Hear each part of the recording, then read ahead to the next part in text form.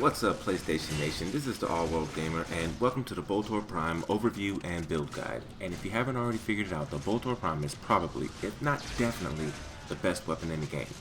Now, from the PlayStation, I don't have an official way of measuring these two weapons against each other, but just looking at the math, the Boltor weighs out way ahead of the Soma. However, the Soma has certain features that make it slightly better. Its high rate of fire, the fact that it utilizes hit scan, and that its bullets don't use travel time. But aside from those two facts, the Boltor is an excellent weapon, and it's easily the best weapon that they made into a Prime. They more than doubled its base damage, they increased the firing rate, they increased the crit damage, and they doubled the accuracy. Not to forget that they also more than doubled the puncture damage. And the best thing about this weapon is that it will actually pin enemies to the wall, just like your bows or any other bolt using weapon in this game. It actually pins the nuka to the floor here. So when you kill an enemy, any enemies that are hit along the way are also killed as well. I highly recommend the Boltor Prime. If you haven't gotten it yet, don't give up. It's definitely going to be worth your effort. It's definitely going to be worth the forma. It's my new favorite gun, hands down. Get out there and get this gun. Now let's go over how to mod this weapon.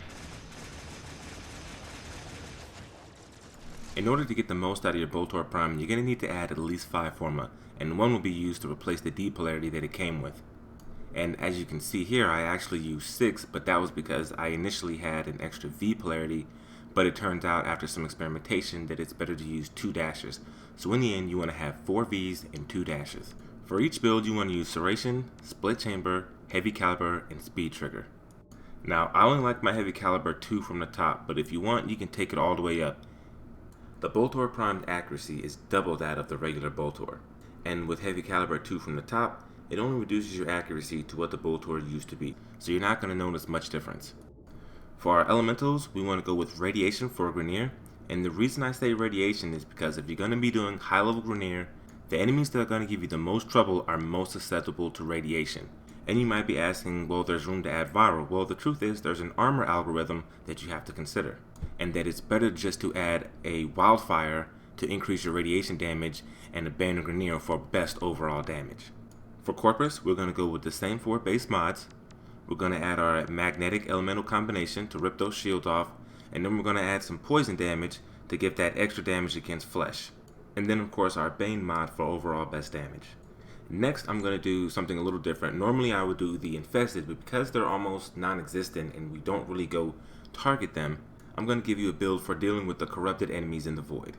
So we're going to use the same 4 base mods, Serration, Split Chamber, Heavy Caliber, and Speed Trigger. For our elementals, we're going to add Poison, Malignant Force, and Infected Clip, combined with a Stormbringer to give us corrosive damage, so that we can deal with those heavy gunners and ancients, and then add a Cryo Round so that we can deal with the shields.